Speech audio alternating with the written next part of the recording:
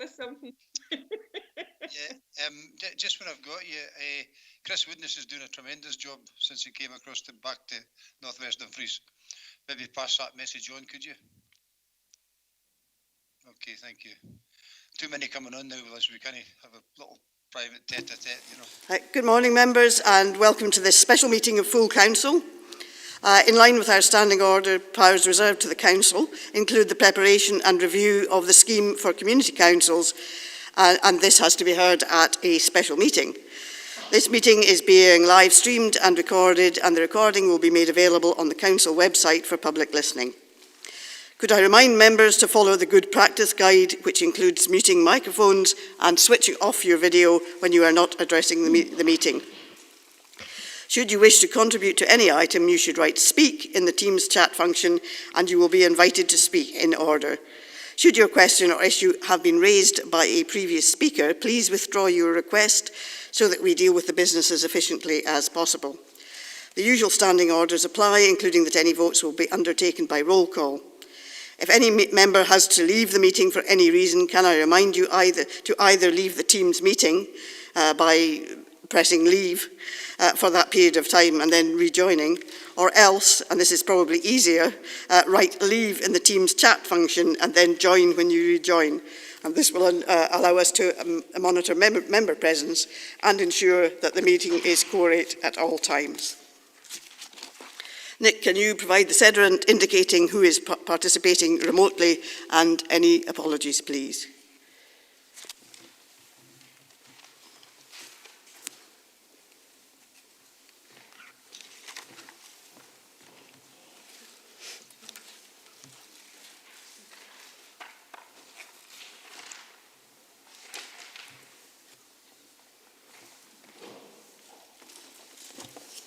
Okay, Leader. So to confirm for those people having joined by Teams or watching the live stream, in the hall here we have councillors Graham Bell, Ian Carruthers, Doug Fairburn, Andrew Giusti, no, he's not here, David McKee, yourself, Leader, Councillor Ronnie Nicholson, Willie Scobie, Davy Stitt, Adam Wilson and Andrew Wood. We have, and Stephen Thompson. Not present on Teams are Councillors Brodie, Charteris, Councillor Brodie and Charteris, or all other members have joined via Teams. Yes, I've got a message here saying that Councillor Giusti is attending virtually. Okay, I confirm my agreement to the participation of those members recorded as participating remotely. Moving on to declarations of interest, do any members have a declaration of interest they wish to make with regard to this particular item? No? Right, we agreed at a special meeting of full council on the 27th of August an amended scheme for the establishment of community councils in Dumfries and Galloway. It was also agreed at that time, for the avoidance of doubt, there should be an additional wording included in relation to scheduled meetings during the COVID-19 pandemic and other emergencies. We were therefore required to undertake another short period of consultation to allow community councillors to consider this. This report presents the outcome of that review. Kirsty Peden is available on Teams, and also Robin Fletcher, our Legal Services Manager. And I'd like to ask Kirsty to give us an update on this and highlight any issues arising from the consultation. Kirsty. Thank you, Chair. Morning, members. I'm pleased to report that we received 14 responses, mainly from community councils across the region to this consultation, all in support of the amendments, and indeed many highlighted their support for the earlier amendments made that clarified and promoted the use of virtual meeting methods. Members may also be pleased to know amongst the responses that a number commented positively that our council was taking steps to amend the scheme in order to ensure the status of the community council was not affected by the current government restrictions. We continue to provide regular support to community councils, both in the delivery of their resilience plans as well as their usual business, and we're encouraging them to share their good practice from across the region on how they're adapting to use telephone and online platforms to meet. Happy to take any questions, Chair. Any questions from members? Councillor Thompson. Thank you, Leader. It's actually a question just of practicality. So once we determine what we do with this today, when I attend a community council meeting, sometimes they'll ask, well, do we need to sign this and return it, or do we keep a copy, or what's the actual next step for community councils across the region? Kirsty. Once it's adopted, Councillor, then it's in place. We're proposing to have it come into effect as of the 1st of October, and therefore there's no administrative task for community councils. That was one of the improvements we made at a previous amendment. Is basically that we acknowledge that once it's in place, it exists, and there's no onerous requirement. They can, of course, if they choose to sign and update it, and we can take a picture of that. But there's no essential. It will come into effect, and we'll advise them as such. Thanks, Kirsty. Councillor Hislop. Just to make sure we've got this right, are we making amendments today? In which case, do we need to amend paragraph 15.1 to put today's date in rather than last month's? Just in case anybody comes back and says, well, you didn't agree that on that day. Kirsty. Indeed, Councillor Hislop, and that has been something that's been raised previously by a community council, and so it's my understanding from colleagues in legal that we can make such administrative amendments to reflect the current date, but that's within our gift to do that. Okay, Councillor Scobie. Yeah, Chair, it was a question asked of me, and I know this is for virtual meetings or to facilitate virtual meetings, but is there any facility? I was asked the question, when can community councils start meeting again, those that do not have all the facilities?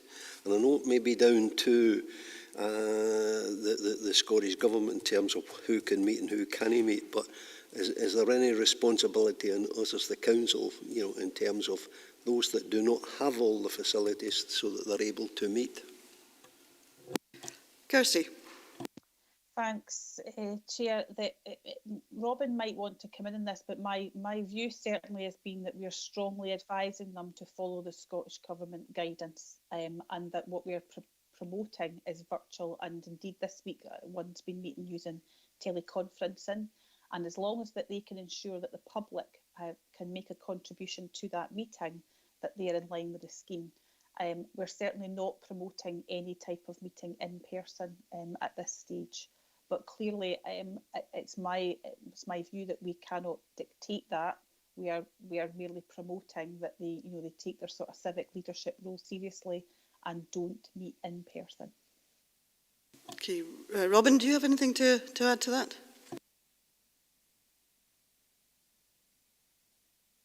Thanks, Chair. Nothing to add to that particular statement there. Obviously, we have to follow government guidance and encourage all organisations associated with us to do so. The only practical other thing we could try and explore further is if there is anything else we can do to assist on practicalities with equipment and so on, but that would have to be within the limits of what the council's powers allow it to do, but that's something that could be looked into, but apart from that, nothing further to add. Thanks. Councillor Hislop. Councillor Scobie, you want back in? Yeah, Chair, notwithstanding, what we're saying, I'm not a great believer or fan of the virtual meetings, but, most, if not them all, and parent councils use Zoom, wherever Zoom is. But I know in our terms, in the equipment we've got, our phones, and so forth, don't recognise for security purposes. So, it sort of debars members, or at least I felt debarred from joining. So, and it's just picking up on what Robin said there in terms of equipment. Well, I used Zoom to join Lowerburn Community Council this week, so it does work on some of our equipment, maybe not on the laptops, but it certainly works on the iPad, all right. Councillor Hislop. Sorry, I'll see if there's anything further that can be said in terms of the equipment to enable members to join community councils. Chair, I can certainly inquire through colleagues in Business Transfer, BTS, the IT sort of team side of things, about whether there's a possibility with any council device. It's my understanding that there's no access to Zoom on a council device, but I do understand that that can cause challenges, given that many community organisations, that's their preferred platform. To date, we've encouraged them to look at all different platforms and made them aware that elected members are unable to attend on a council device using Zoom, and that, you know, if they can at all, then Teams or Skype as an alternative. But I can make an inquiry through BTS. Well, can I say, I joined Lowerburn Community Council on Zoom on this device, an iPad which was provided by the council, because I downloaded it onto it. So it is possible to do it. It may not be on every device, but it is possible on the iPads, I think. Councillor Hislop. Thank you, Leader. It was just on the fact that, likes of a Zoom meeting, you need a code or a password, I think, to get in. I'm not just 100% sure. So how do members of the public get that? Because it's usually sent out from the secretary to anybody who wants to attend. If the member of the public doesn't know the meeting's on or when, how do you actually get into that meeting so that you can make your representation? And does that debar the public from actually taking part? And the other thing is, I was advised not to use Zoom by members of the, well, officers in the council, that it was, you should avoid it because of security issues. But my understanding is that it's only on that one site or that one conversation that you can get people hacking in rather than into other things. But I'm not a technical kind of person, so I don't understand all those things.